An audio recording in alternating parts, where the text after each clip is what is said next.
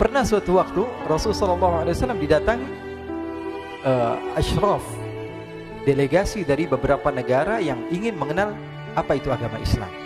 Sehingga mereka datang ke rumah Rasulullah SAW membawa unta, kendaraan yang ketika itu kendaraan yang paling mahal mereka miliki. Itu untanya yang paling mewah. Diikat di depan rumah Rasulullah SAW. Tamunya pun masuk, duduk bersama Rasulullah SAW. Di depan rumah Rasulullah SAW ada beberapa sahabat. Ada Sayyiduna Hamzah. Kalian tahu Sayyidina Hamzah adalah orang yang pemberani. Ada Sayyiduna Umar. Kalian tahu Sayyidina Umar adalah orang yang pemberani. Ada Sayyiduna Ali bin Abi Thalib. Ada Sayyiduna Sa'ad bin Abi Waqqas. 4 sahabat ini lagi nongkrong gitu depan rumahnya Rasulullah SAW. Berjaga sebelum Allah Subhanahu wa taala turunkan ayat wallahu ya'simuka minan nas.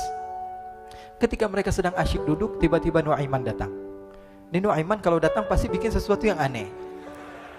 Bahkan dikatakan tidaklah Rasulullah SAW dalam keadaan bersedih, kecuali Nuaiman datang Rasulullah akan tersenyum.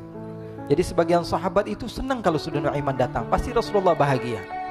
Tapi ketika itu Nuaiman datang, ingin duduk bareng-bareng Sayyidina Hamzah. Sayyidina Hamzah katakan kepada Nuaiman, bercanda begitu. Nuaiman, kamu lihat unta orang datang dari luar Arab ini. Lihat, kata Nuaiman, ini besar banget ini, badannya besar gitu. Dagingnya pasti banyak. Iya nih kalau kita sate enak nih ntar malam.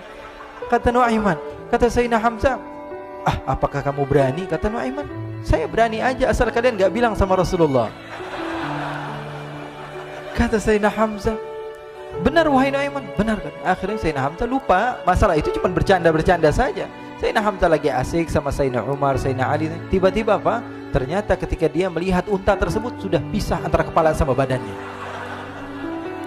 Nuaiman mengatakan, wahai Hamzah, ini unta saya sudah potong, saya mau pergi sebentar. Kalau Rasulullah cari saya, tolong jangan beritahu di mana saya. Nanti kalau keadaan sudah aman, mari kita nyate bareng-barengan. Ini ada yang seperti itu di zaman Rasulullah SAW. Maka dia pun berlari dan berlari mencari satu tempat supaya Rasulullah SAW dia selamat daripada Rasulullah SAW. Sehingga Sayyidina Hamzah bingung, ini kalau Rasulullah keluar gimana? Ada Hamzah Asadullah, ada Ali bin Abi Thalib, ada Umar, gak bisa jaga kendaraannya tamunya Rasulullah Sallallahu Alaihi Wasallam. Akhirnya benar apa yang terjadi, ikhwani. Rasulullah SAW tamunya mau pulang. Ketika dia buka pintu tamu melihat apa? Untanya sudah begitu. Mereka teriak, wa naqatah, unta kami wahai Muhammad. Baru mau kenal Islam, unta kami, kendaraan kami sudah dibuang. Rasulullah SAW lihat Sayyidina Hamzah, lihat Sayyidina Ali. Mereka gak bisa ngomong, mereka hanya bilang apa? Nuaiman ya Rasulullah. Rasulullah perintahkan Sayyidina Umar, wahai Umar, sekarang kamu ambil uang, kemudian kamu gantikan, kemudian kamu berikan 2 kali lipat daripada harta unta ini, sehingga apa? Agama Islam tidak didengar dengan sesuatu yang tidak baik di luar sana. Akhirnya diberikan harta, diberikan unta yang baru dan diberikan harta yang lebih untuk orang tersebut, sehingga orang tersebut tidak menjelek-jelekan agama Islam. Kata Rasulullah SAW, dan sekarang waktunya kita balas dendam sama Nuaiman.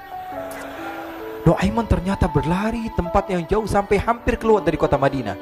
Dia dapatkan seorang sahabat Nabi yang hadir juga dalam peperangan Badar, namanya Al-Miqdad bin Al-Aswad.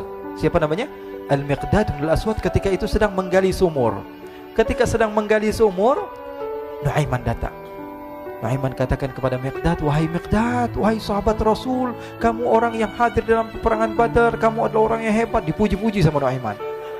Ada maunya ini. Akhirnya dia bilang, wahai Miqdad, tolong saya. Kenapa wahai Nuaiman, kamu ini kekasihnya Rasulullah, orang yang disayang sama Rasulullah. Kenapa? Saya ini sedang dikejar-kejar orang jahat.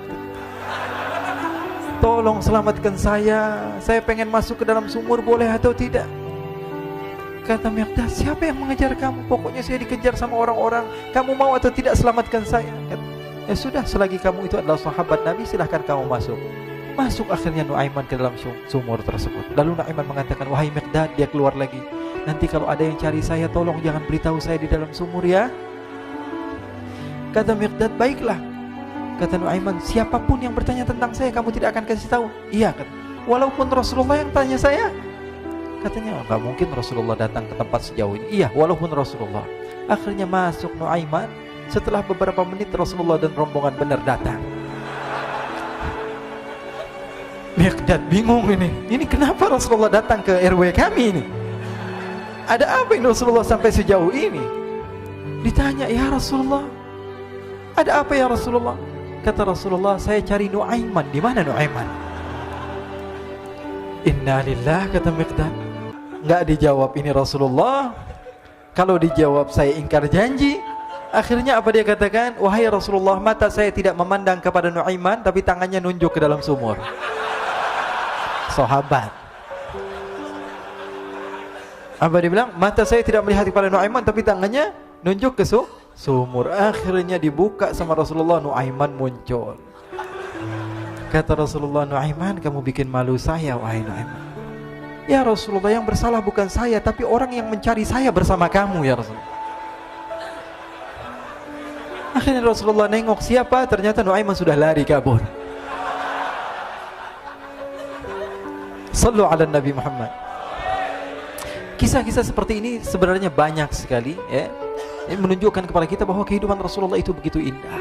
Rasulullah SAW, kalau kamu mau menjadi orang yang baik, contoh Rasulullah. Mau menjadi bapak yang baik, contoh Rasulullah. Mau menjadi pemimpin peperangan yang baik, Rasulullah. Mau menjadi murid yang terbaik, contoh Rasulullah. Bagaimana akhlak Rasulullah. Mau menjadi suami yang baik, contoh Rasulullah. Dalam segala hal, apapun itu Rasulullah SAW adalah makhluk yang paling terbaik.